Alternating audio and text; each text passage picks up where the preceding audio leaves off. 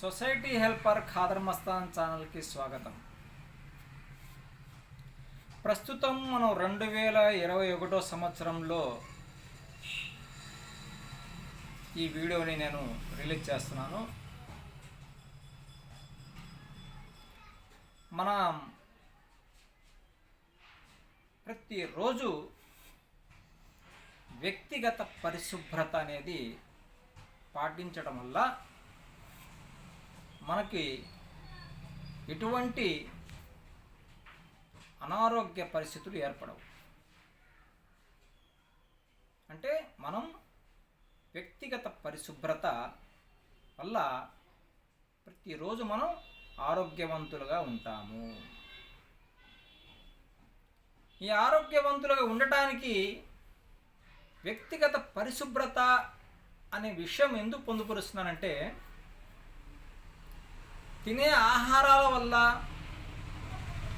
వ్యక్తిగత పరిశుభ్రత రాదు, ఎనర్జీ వస్తుంది. వ్యక్తిగత పరిశుభ్రత అంటే మన సిస్టమేటిక్లో ఉంటూ వస్తుంది. అంటే మనం శ్రద్ధ తీసుకోవాలి. తల ఎంట్రుక దగ్గర నుంచి బొటన వేలు వరకు మనం శ్రద్ధ తీసుకుంటేనే వ్యక్తిగత పరిశుభ్రత వస్తుంది. ఈ వ్యక్తిగత పరిశుభ్రతలో ప్రథమ ప్రాధాన్యత ప్రతిరోజు ఇవ్వాలి ఇంట్లో ఉన్న ప్రతి సభ్యులు. ఈ వ్యక్తిగత పరిశుభ్రత వల్ల కుటుంబంలో ఉన్న వ్యక్తులందరూ కూడా మంచి సంపూర్ణ ఆరోగ్యవంతులుగా ఉంటారు. ఆరోగ్యం బలంగా ఉండాలంటే పాల పదార్థములు మరియు మంచి ఆహార దినుసులు స్వీకరిస్తూ ఉండాలి. మరి ఈ ఆహార దినుసులు ఇవి మనం మంచిగా భుజించాలంటే మనము వ్యాపారం కానీ పని కానీ ఉద్యోగం కానీ చేయాలి. ఉద్యోగం చేయాలి అనేటటువంటి లక్ష్యంలో వెళ్తున్న వాళ్ళు ఎవరైతే ఉన్నారో వాళ్ళు మగవాళ్లే చేయాలి ఉద్యోగం. ఆడవాళ్ళు చేయకూడదు. ఆడవాళ్ళు ఎందుకు చేయకూడదు అనే ప్రశ్నకి సమాధానం, మనలాగా వాళ్ళు దృఢంగా ఉండలేరు, మనలాగా శ్రమించలేరు, మనలాగా ప్రయాణాలు చేయలేరు. అది వాస్తవమా కాదా అది మీకు తెలుసు, నాకు తెలుసు. భగవంతుడు వాళ్ళని సున్నితంగా పుట్టించాడు. వాళ్ళ హృదయం సున్నితంగా ఉంటుంది. మనలాగా శరీరం దృఢత్వంగా ఉండదు వాళ్ళది. కాబట్టి వాళ్ళు మన రక్షణలో ఉండాలి. అంటే కుటుంబ రక్షణలో ఉండాలి. కుటుంబ రక్షణ అంటే అది ఎవరి బాధ్యత? కుటుంబ యజమాని బాధ్యత. అంటే భర్త. భర్త ఏం చేయాలి? ఉద్యోగానికి వెళ్ళాలి. ఉద్యోగానికి 8 గంటల డ్యూటీ చేయడానికి వెళ్ళాలి. ఆ 8 గంటల డ్యూటీలో శ్రద్ధని పాటించాలి. శ్రద్ధతో పాటు క్రమశిక్షణని కూడా యాడ్ చేయాలి. క్రమశిక్షణ శ్రద్ధ రెండు ఏకతాటి మీదకి వస్తే మీ జీవితంలో ఎటువంటి నష్టాలు ఉండవు, ఛాన్సే లేదు. క్రమశిక్షణ పాటిస్తున్నారు కదా ఇక్కడ. క్రమశిక్షణతో పాటు ఆధ్యాత్మికాన్ని ప్రతిరోజు మీరు స్వీకరించాలి. ఆధ్యాత్మికం వల్ల, క్రమశిక్షణ వల్ల మిమ్మల్ని బాహ్య ప్రపంచంలో ఉన్నటువంటి వ్యక్తుల ద్వారా కానీ, సంస్థల ద్వారా కానీ, వ్యవస్థల ద్వారా కానీ, శాఖల ద్వారా కానీ మీకు నష్టం జరగదు. ఎవరికి? ఉద్యోగం చేసేటటువంటి వారికి.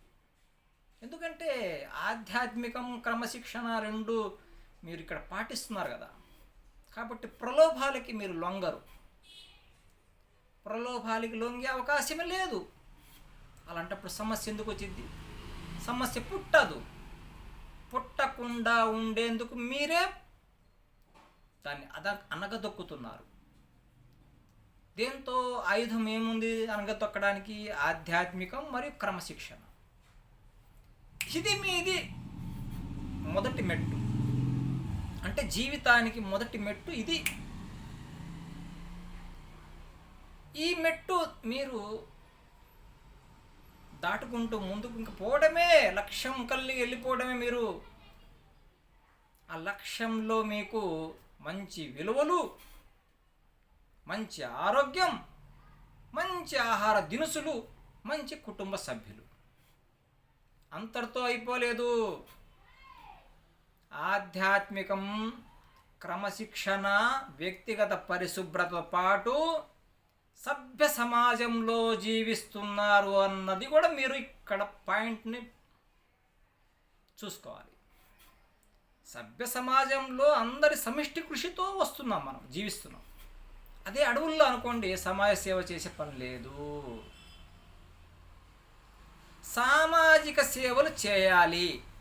మనం సంపాదిస్తున్నటువంటి డబ్బుల్లోంచి 25%, 100లో 25 రూపాయలు సామాజిక సేవలు చేయాలి.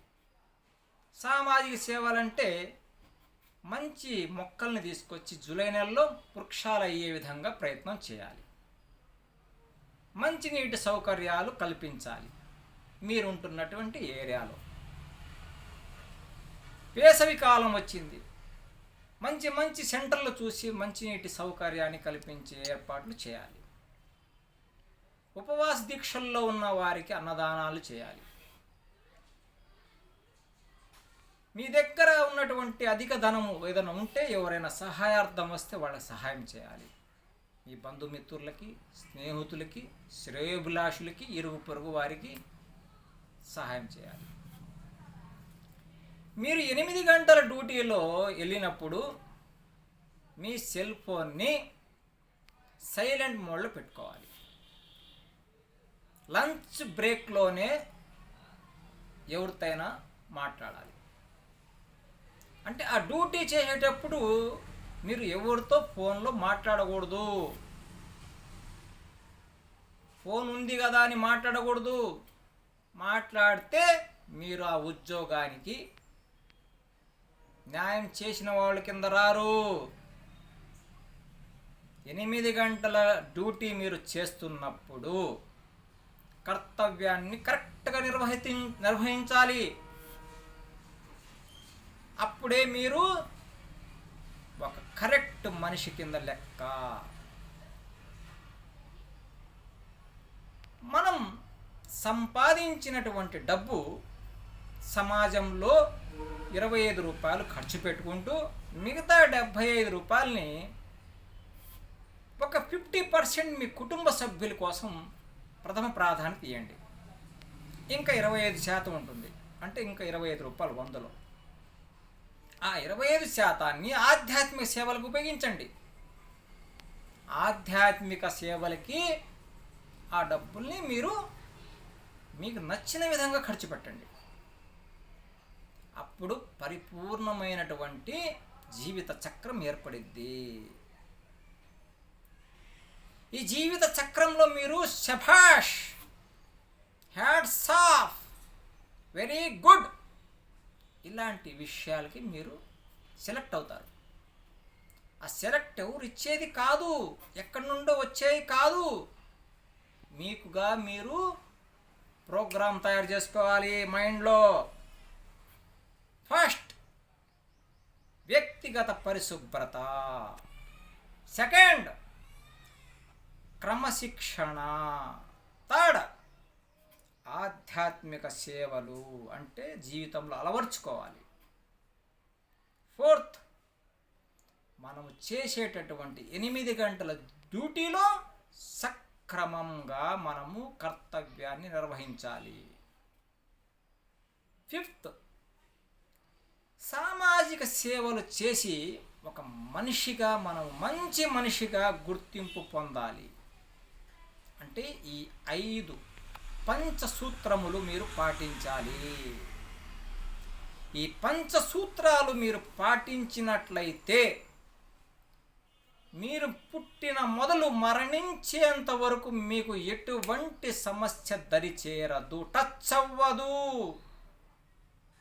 మీ విలువలు మరణించిన తర్వాత కూడా ఉంటాయి. ఒక్క మనిషికే అవకాశం ఉంది.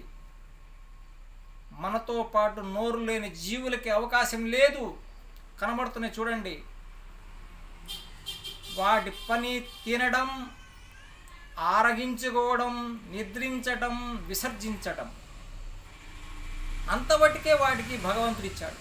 కానీ మనకు చూడండి, మంచి తెలివితేటలుండయి, మంచి రూపం ఉంది, మంచి మాట్లాడేటటువంటి మంచి లక్షణం ఉంది, వస్త్రాలు ధరించేటటువంటి గుణం ఉంది, ఆకాశాల్లో ఎగిరేటటువంటి ప్రయాణాలు చేసేటటువంటి శక్తి సామర్థ్యాలు ఉన్నాయి, ధనము సంపాదించే యోగ్యత ఉంది, దాన ధర్మాలు చేసే అవకాశాలు ఉన్నాయి, సహాయం చేసే అవకాశాలు ఉన్నాయి.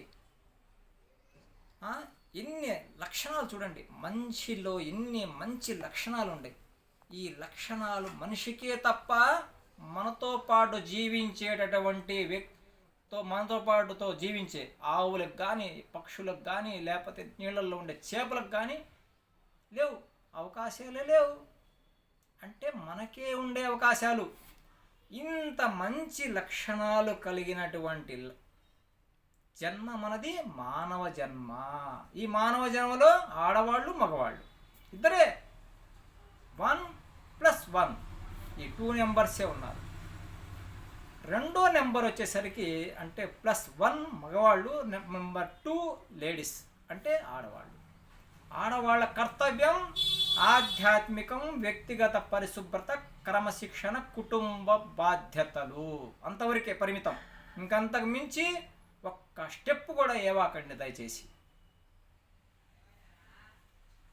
అది మీకు భారీ నష్టాన్ని కలగజేస్తుంది ఇంకొక అడుగు ముందుకేసినా కానీ. వద్దు, ఆడవాళ్ళ పరిమితి దాటకండి, చీటీ పాటలు వేయకండి, డబ్బుని హ్యాండిల్ చేయకండి, డబ్బుని దాచిపెట్టకండి. అంత కుటుంబ బాధ్యత ఇంటి యజమానికే అప్పచెప్పండి. పిల్లల్ని క్రమశిక్షణగా పెంచండి. ప్రతి క్షణం వాళ్ళ గురించి మీరు ఆలోచించండి. మంచి శ్రద్ధ తీసుకోండి. మంచి ఆహార దినుసులు వండండి. వేడి వేడి వస్తువులు తయారు చేయండి, తినిపించండి. ప్రేమని పంచండి పిల్లలకి. ఇదే మీ బాధ్యత. ఇంటి పరిశుభ్రత బాగా చూసుకోండి. భర్తతో పిల్లలతో షాపింగ్కి వెళ్ళండి. ఏ వస్తువు కొనాలన్నా భర్త పిల్లలు వీళ్ళతోనే షాపింగ్ చేయండి. మీకుగా మీరు వెళ్ళి ఒంటరిగా ఏ వస్తువు కొనకండి. పక్కింటి వాళ్ళతో వెళ్ళి షాపింగ్ చేయకండి. ఇంటి ముందుకు వచ్చే వస్తువులు కొనకండి. మోసపూరిత విషయాల్లోంచి బయటపడండి. ఛాన్స్ ఇవ్వకండి. అవకాశం అనేది కల్పించకండి. మీ ఇంటి గడప మీ కుటుంబ సభ్యులే తప్ప, మీ బంధువులే తప్ప, స్నేహితులు తప్ప, ఇతరుల వ్యాపారానికి సంబంధించిన వ్యక్తులు ఎవరు మీ ఇంటిలోకి రాకూడదు. ఇది మీరు మైండ్లో పెట్టుకోండి ఆడవాళ్ళు. ఇప్పుడు భార్యాభర్తలు, పిల్లలు, కుటుంబం, సమాజ సేవ, ఆధ్యాత్మిక సేవ, ఇలా మీరు ముందుకు వెళ్ళినట్లయితే చిన్న పొరపాటు జరగదు, చిన్న నష్టం జరగదు, విలువలతో బ్రహ్మాండమైన జీవితం జీవించవచ్చు. మీరు ఆదర్శం అవుతారు ఇంకో కుటుంబానికి. ఈ విషయాన్ని స్వీకరించండి. వీటి వల్ల మీకు చాలా ప్రయోజనాలు ఉంటాయి. ఇంతవరకు మనం ఎన్నో సబ్జెక్టులు వింటున్నాం, చూస్తున్నాం. ఈ యొక్క సబ్జెక్ట్ని కూడా ఒకసారి చూడండి, వినండి.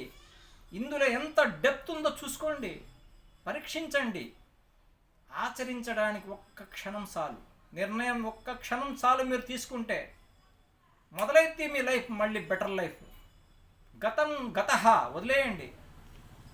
భవిష్యత్తు పర్ఫెక్ట్గా ఉండేటట్టు ప్లాన్ చేసుకోండి. ఇది ఒక సొసైటీ హెల్పర్ ఖాదర్ మస్తాన్ సూచిస్తున్నటువంటి సూచనలు స్వీకరిస్తారని ఆశిస్తున్నాను.